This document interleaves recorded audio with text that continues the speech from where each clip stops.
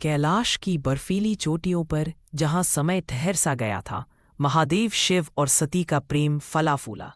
सती, जो दक्ष प्रजापति की पुत्री थी, ने शिव के तपस्वी जीवन में प्रेम का अमृत बरसाया। उनका यह मिलन केवल दो हृदयों का मिलन नहीं, बल्कि दिव्य ऊर्जाओं का संगम था। शिव का शांतचित्त और सती का उत्साह दोनों ने एक सुंदर सामंजस्य बनाया। लेकिन इस प्रेम कहानी में एक विरोधी थे, दक्ष प्रजापति। वे शिव के तपस्वी स्वभाव और उनके रहन सहन से नफरत करते थे। दक्ष की यज्ञशाला में हमेशा शिव का अपमान होता था। वे चाहते थे कि उनकी पुत्री किसी राजसी ठाट बाट वाले से विवाह करे, न कि एक जटाधारी साधु से। दक्ष का यह क्रोध धीरे धीरे एक बड़े संघर्ष का कारण बना। एक दिन दक्ष ने एक विशाल यज्ञ का आयोजन किया। उन्होंने सभी देवताओं को आमंत्रित किया, परंतु जानबूझकर शिव को निमंत्रण नहीं भेजा। सती इससे बहुत आहत हुईं। वे समझ नहीं पा रही थीं कि उनके पिता उनके पति का इतना अपमान क्यों कर रहे हैं। यह घटना उनके हृदय में एक गहरा घाव बन गई। सती ने निश्चय किया कि वह इस यज्ञ में अवश्य जाएंगी। शिव ने उन्हें समझाया कि दक्ष के यज्ञ में जाना उचित नहीं है, पर सती नहीं मानी। उन्होंने कहा, पिता का अपमान सहन नहीं होगा।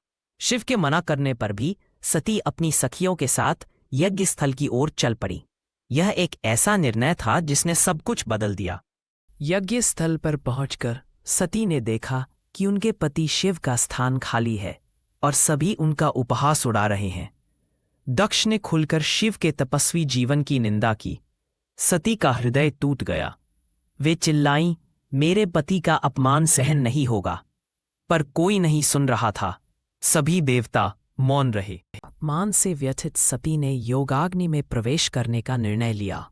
उन्होंने कहा, जिस शरीर ने मेरे पति का अपमान सुना है, वह अब मेरे लिए व्यर्थ है। और वे अग्नि में कूद गईं। यज्ञस्थल में हाहाकार मच गया।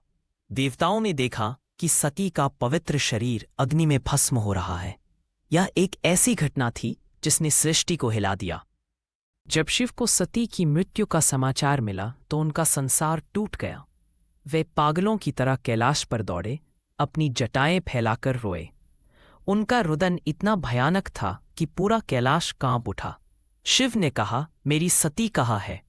उनका दुख इतना गहरा था कि वे संसार को नष्ट करने पर उतारू हो गए। शिव के क्रोध ने एक भयानक रूप ले लिया। उनके शरीर से एक तेजस्वी और भयानक रूप प्रकट हुआ, वीरभद्र।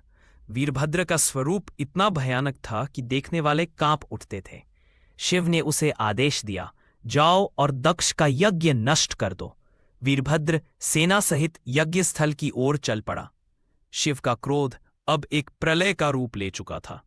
वीरभद्र ने यज्ञ स्थल पर धावा बोल दिया। उसने दक्ष का सिर काट दिया और यज्ञ को नष्ट कर डाला। सभी देवता भाग खड़े हुए। यज्ञशाला धू धू कर जलने लगी। शिव के क्रोध ने सृष्टि को संकट में डाल दिया था। अंत में विष्णु ने हस्तक्षेप किया और दक्ष को पुनर्जीवित किया, पर सती वापस नहीं आई। शिव का दुख अभी भी शांत नहीं हुआ था। अंत में शिव ने सती के अवशेषों को संभाला और उनके प्रति अपने प्रेम की याद में तांडव नृत्य किया। सती ने अगले जन्म में पार्वती के रूप में जन्म लिया और फिर से शिव को प्राप्त किया। यह कथा हमें सिखाती है कि प्रेम और सम्मान से बड़ा कुछ नहीं। शिव का पागलपन उनके असीम प्रेम का प्रतीक था।